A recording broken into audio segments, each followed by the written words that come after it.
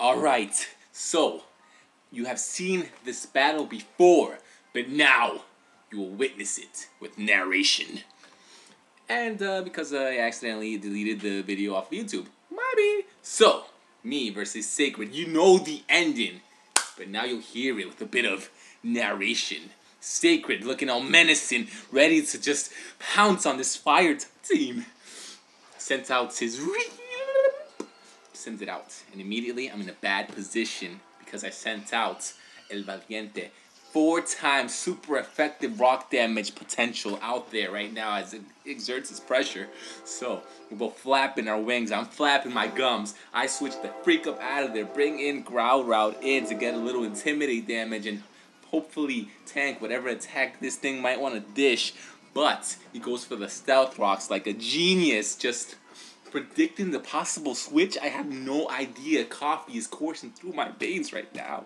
So he goes for the rock slide, trying to feel out the damage potential. Also, there's a chance of flinch. Doesn't happen. Will-O-Wisp lands. This thing's attack is in the ground where this thing might, well, end up as well. I need to stop and breathe. Anyway, so he's just chilling there. I retreat up out of there. I'm in a decent position. I figure I'll bring in Torque, get rid of, or attempt to get rid of those rocks. I take a little stone damage, set up the sun, gets nice and toasty in here. But, actually, wait, no. He goes for a rock slide, actually. Oh, that's not the turn I was thinking of. That rock slide gets completely eaten up. A nice, toasty rock slide.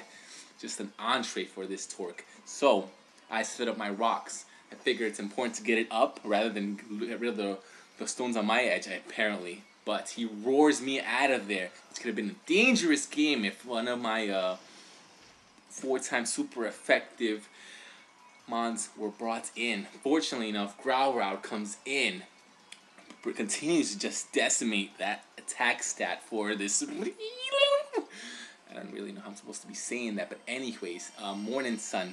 That's what I do next because I figure he might want to go for a roar. So I'm like, all right, I'm gonna get my health up for the free, and he does go for the roar.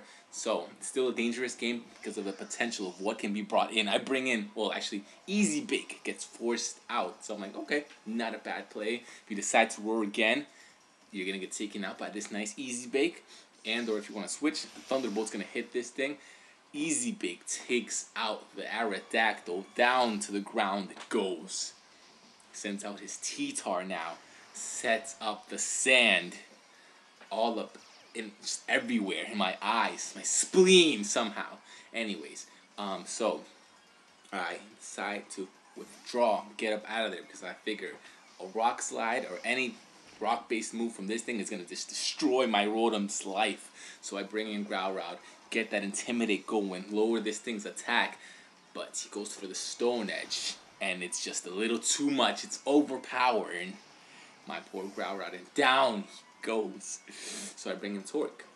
Now we're gonna start these little weather games. Bring him in, and I think right now it's where I go for the Rapid Spin after the sun gets set. I think I go for the Rapid Spin here, right? He withdraws, brings in his Guaca, which is this Excadrill. I do go for the Rapid Spin. Now, the set that I brought for this Torque was not the most, was not the best set because I have 2 poison attacks on this thing, which is completely useless against this mon. So I'm forced to retreat, bring back my Easy Bake in case he goes for an Earthquake.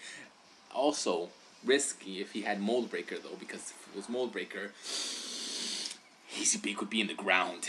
But I figured he wouldn't have that because I figured he was trying to get that T-Tar and Guac combination.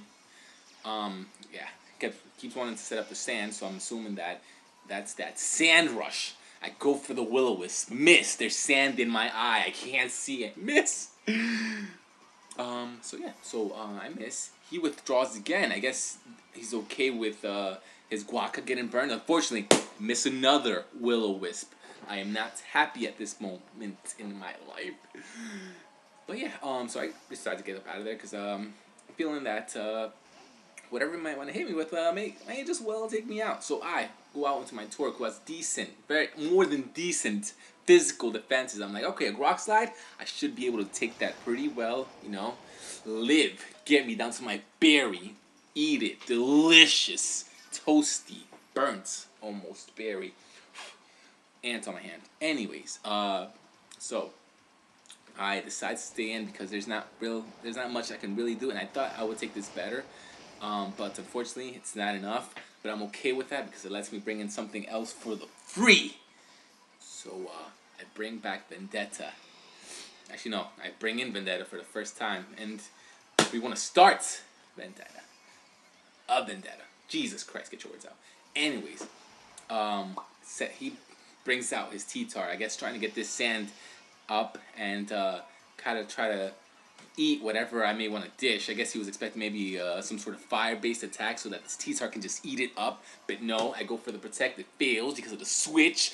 I get that speed up. I go for the superpower, the 4 times super effect, and just going to destroy this T-Tar's face.